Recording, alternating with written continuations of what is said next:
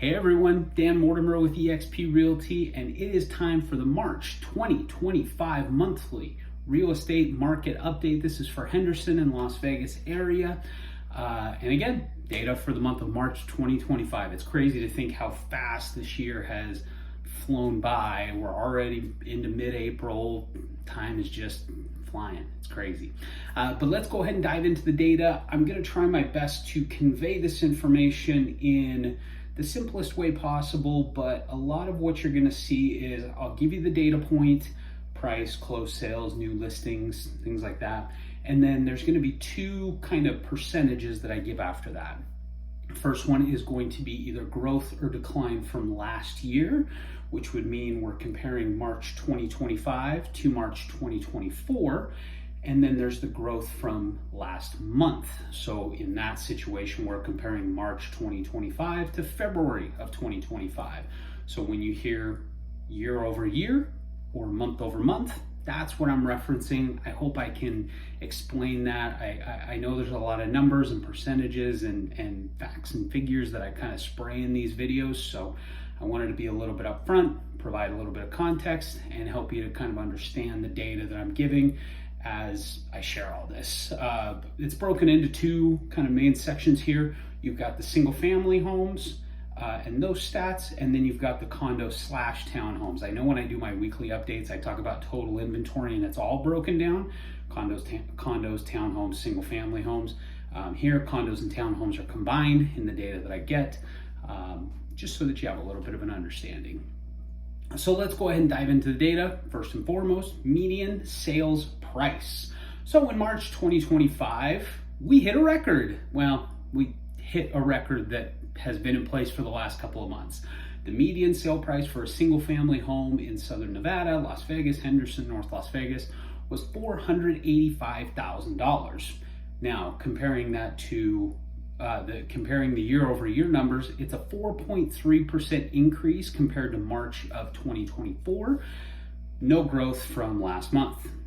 We've now got 3 months in a row where we have hit this record high median sale price for a single family home. No change, but we're still at the top. So interesting to see. As far as condos and townhomes go, the median sales price of a condo or townhome in Las Vegas in March of 2025 was $306,495. That's an 8.5% increase from last year's median sale price, and it's a 1.2% increase from last month. So that number continues to climb. As far as the number of closed sales go, this is big, in my opinion. And who knows? Everybody has their own opinion, but to me, I think this is pretty significant. With as slow as things were, especially in January, but even in February, we just didn't see a lot of closed sales going on. As far as March 2025, we had 2,142 single-family homes that closed sales. Basically, that means buyer and seller put the deal together, went through the entire process, inspection, appraisal, loan, closed, final walkthrough, everything. Money's exchanged, buyers into the new home, sellers out of there. 2,142 of those in March of 2025. Now, that's only a 2.9% increase from last year's numbers. But when you compare it to February of 2025, it's a 20.3% increase. 20%.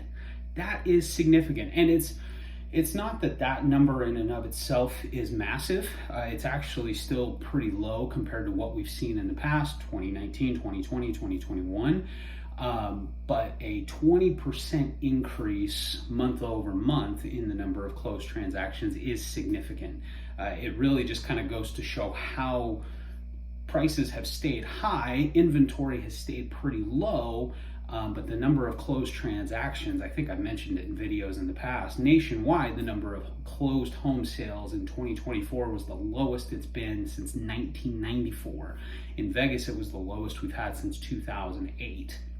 The challenge is prices were at all-time highs or right near all-time highs. So very interesting to see, but it is good to see the number of sales picking up, more buyers and sellers entering the market, people getting off the sidelines, and moving forward with purchases or with listing and selling.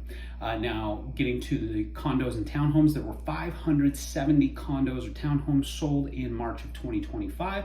That's a 3.4% drop from last year's numbers and a 10.7% increase from last month. So not quite as big of a jump as the single family homes, but again, more condos and townhomes selling. It's natural. March is spring, kind of the beginning of that spring rush, if you will, spring boost of activity that we typically see from buyers.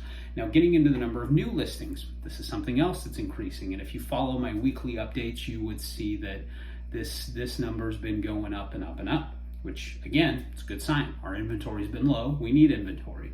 So number of new listings, single family homes in March of 2025, we saw 3,340 new single family home listings come on the market.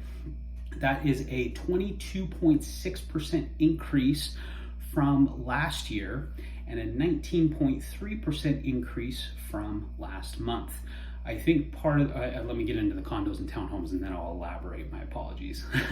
So in March of 2025, we saw 1,053 new condos or townhomes hit the market. That is a 21.9% increase from last year. Again, pretty big number, 21.9%, and a 10% increase from last month. This is, I think, part of the challenge and part of the reason why the number of closed sales was so low in 2024 and why we saw that kind of carry over to the beginning of 2025 is I think there were buyers in the market. There just weren't as many options because you had a lot of sellers that wanted to sell. They wanted to move. They wanted to upgrade, downgrade, move across town, come into Vegas, get out of Vegas, whatever it may be. They wanted to move, but they were stuck. They were fixated on interest rates. They were fixated on the election. They were fixated on all kinds of other stuff that was going on, that they were waiting for things to get better. They were waiting for something to change in the market that would push them to sell, buy, whatever that may be.